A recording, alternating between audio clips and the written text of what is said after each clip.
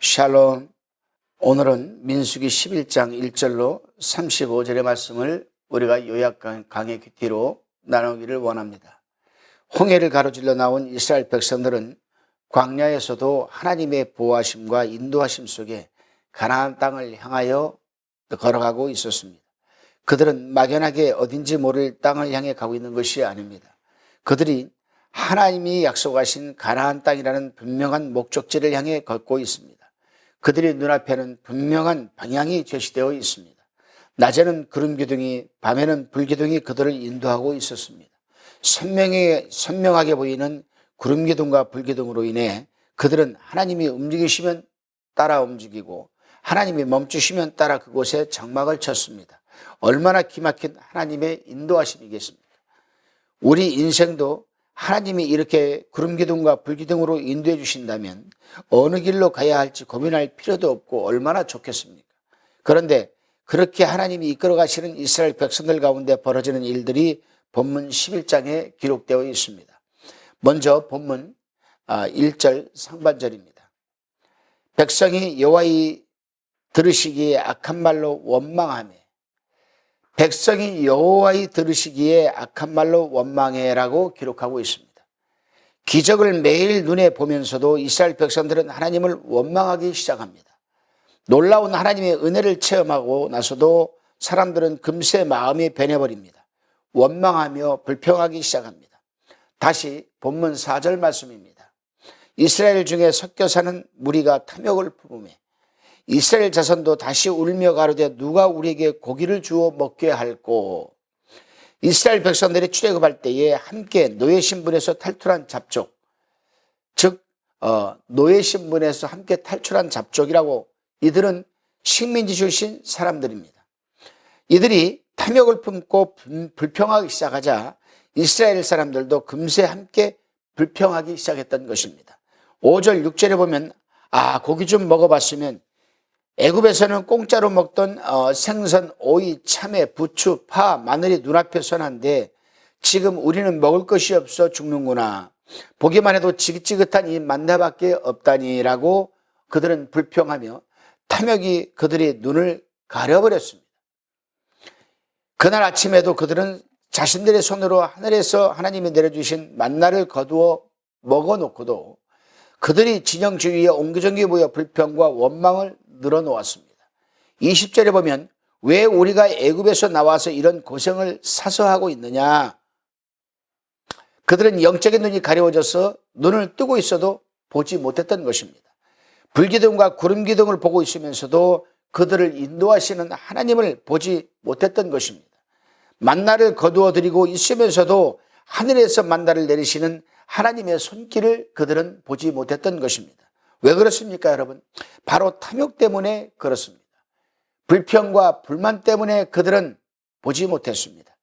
탐욕이 그들을 눈을 가려버렸기 때문입니다. 탐욕이 신앙을 무디게 하는 것입니다. 탐욕이 양심을 무디게 합니다.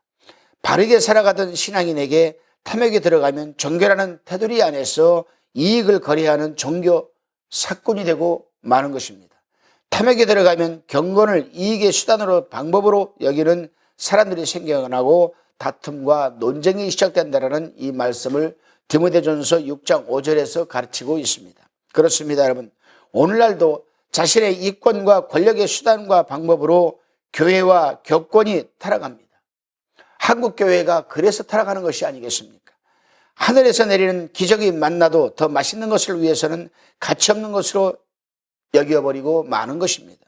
오늘 주어진 것에 만족하고 감사하지 못하는 자는 더 좋은 것, 더 큰 것, 더 화려한 것, 더 가치 있는 것이 주어져도 여전히 그들은 만족하지 못하는 것입니다. 아무리 많은 재물이 있어도 탐욕의 눈으로 보면 나보다 더 많이 가진 자만이 보이게 되는 것 아니겠습니까?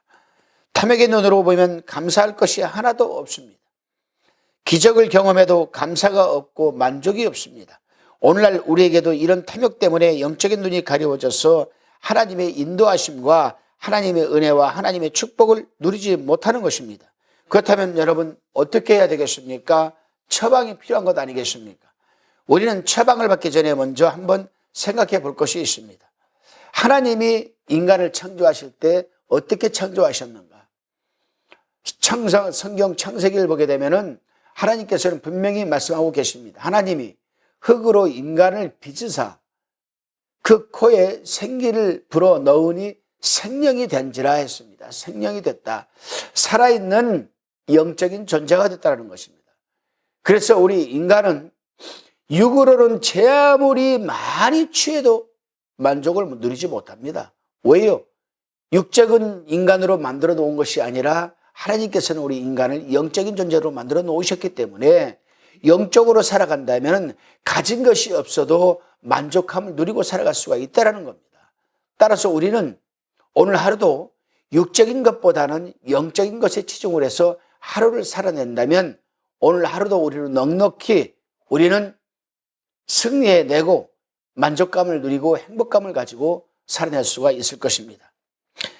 탐욕스러운 이스라엘 백성들이 원망이 얼마나 컸으면 모세가 하나님 앞에서 자신의 목숨을 거두어 달라고까지 했을까?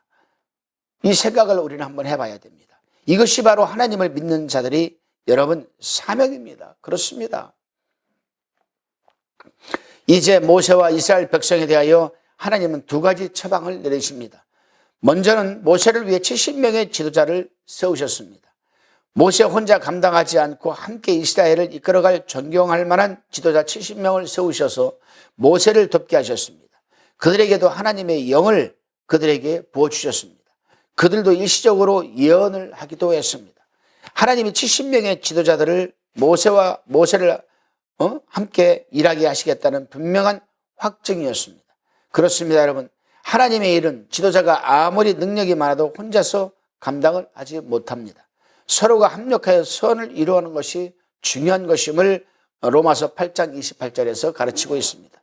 두 번째로 이스라엘 백성들을 위해서 메추라기를 보내셔서 하룻길 되는 땅 위에 메추라기가 내리게 하시고 그것을 거둬들인 이스라엘 백성들이 냄새도 싫어하기까지 한 달 동안 고기를 먹게 하셨습니다.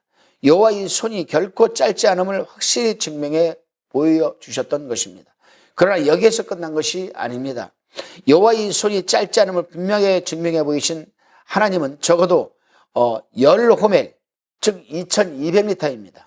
무게로 따지면 약 2.2톤 정도 됩니다. 이상의 고기를 텐트 주위에 모아 널어놓은 이스라엘 백성들에게 재앙을 내리셨습니다.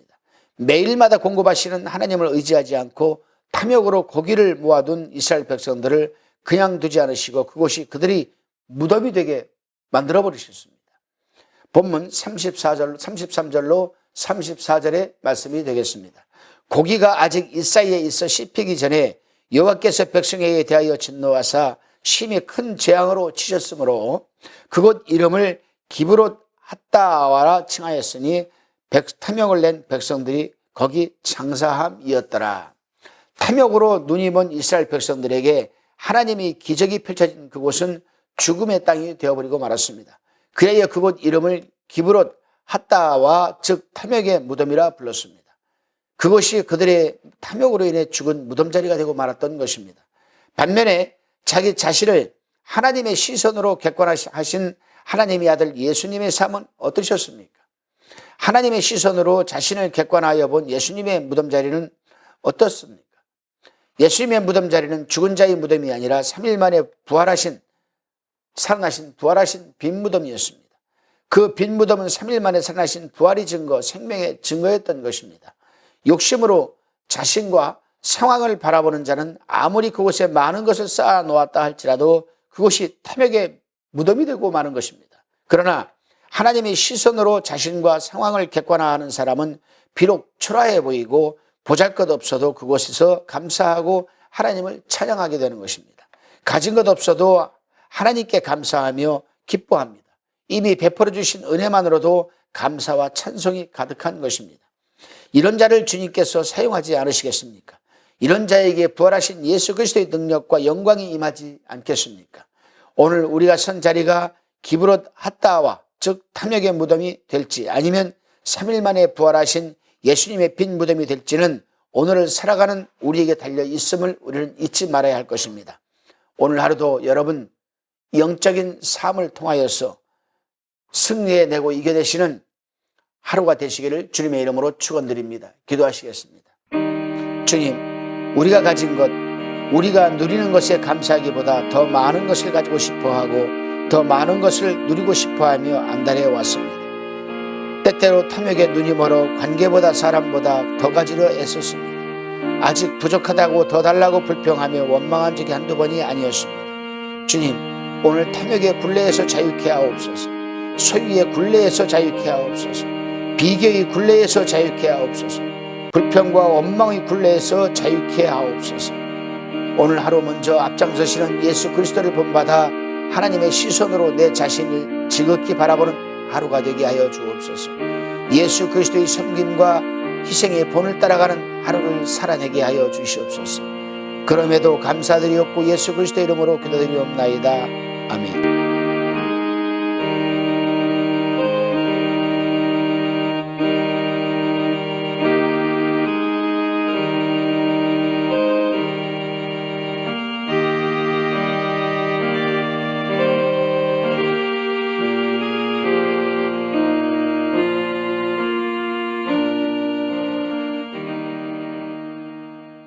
화평방송 구독, 좋아요 부탁드립니다. 감사합니다.